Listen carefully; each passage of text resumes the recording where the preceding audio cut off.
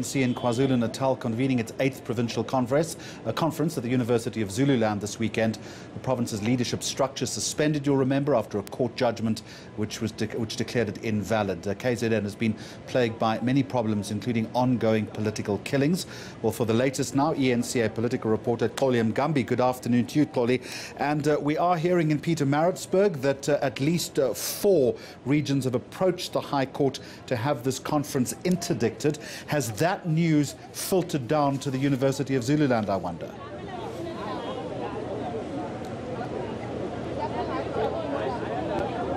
Good afternoon, Jeremy. Indeed, it would appear that that news has indeed filtered through, particularly to the leadership of the ANC, or should we call them the interim leadership, Jeremy, because remember, there is no existing leadership in the province of KwaZulu-Natal.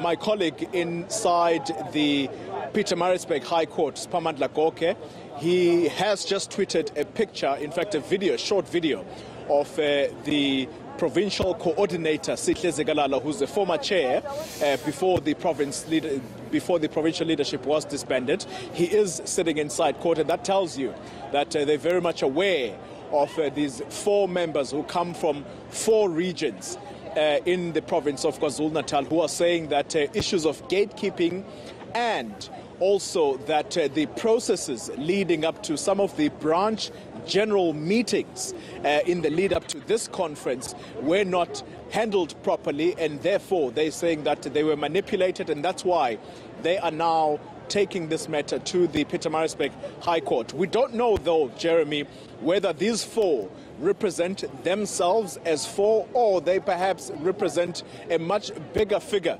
than those members, than just 4 members who are before court. But that is indeed the news that has filtered through here in KZN, or should we say in Mpangeni, the side of KwaZulu-Natal that we are in at the moment. Xoli, what would it mean then if the court decides to interdict this conference? In other words, if it doesn't go ahead?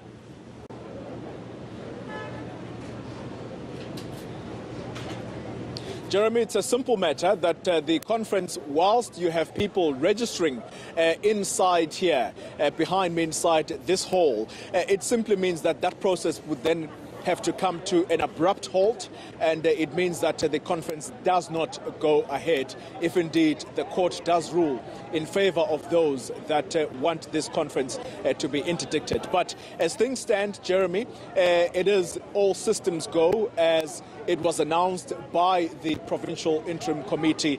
I think this was announced yesterday, in fact, that they made this announcement that it is all systems goes to this conference. But if that court ruling says the conference must come to a halt, then it means that all of this that is happening behind me is an exercise in futility.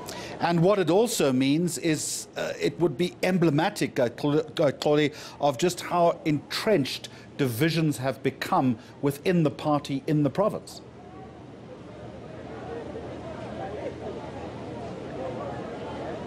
Indeed, Jeremy, that will be a huge indicator, because remember, there are those who have been feeling that this conference should not go ahead, particularly because there are some regions who have not been able to hold their regional conferences, and so some of them saying that with the amount of killings, political killings that have gone on in this province of KwaZulu-Natal, they don't see how it is justifiable that this conference must go ahead. But there are those also, Jeremy, who are sitting on the other side, and they're saying that the longer this provincial conference takes to be held and actually produces a result, the more you are going to see the killings that this province has witnessed. In other words, they're saying that this conference must take place in order for the killings to come to a stop. Now, this justification as to why they come to that, it is not clear to me, in my mind at least, as to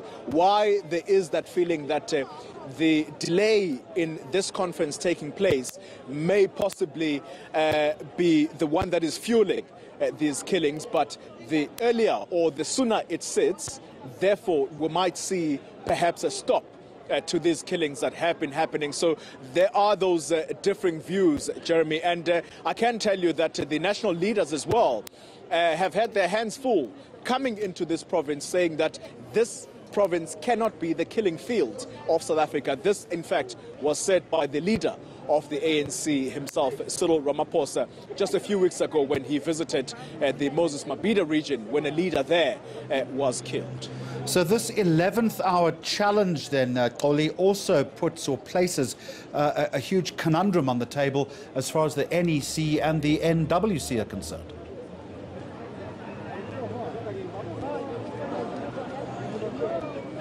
Jeremy, the national leaders of the ANC, as you would know, they get deployed to these conferences, the provincial conferences, and it is usually said that they are the NEC deployees who are going to oversee the smooth running of this conference. And I can already tell you that I've seen people like Jackson Mthembu. He is here.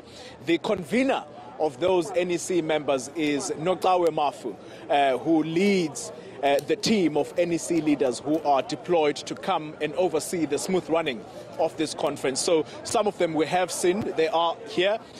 Jeremy, it is incumbent upon some of those leaders, I would say, to ensure that this conference runs smoothly. And if it doesn't run smoothly, Jeremy, they therefore are the very people that must compile a report, take it to the national structure of the ANC and say, these have been the problems. The NEC must therefore decide whether or not to recognize the outcome of this conference if it does indeed produce a result. If it chooses to endorse it, then again, it is the NEC that will endorse the outcome of this province. Jeremy, also importantly to mention here, the national chairperson of the ANC, Gwede Mantashe, is the one that is actually going to deliver the keynote address. Is going to be interesting to hear from him what he has to say, given, by the way, the delays that it has taken for this conference to sit, because it should have taken place some months ago, but because of the disgruntlement or because of the disagreement among some of the members of the ANC, it has taken this long for it to sit, and you're now seeing an 11th hour challenge trying to stop it from going ahead. And so that tells you just how entrenched the divisions are. All right, it's an important story. We'll continue to track it both from Mpangeni. Xoli Mngambi, thank you very much indeed.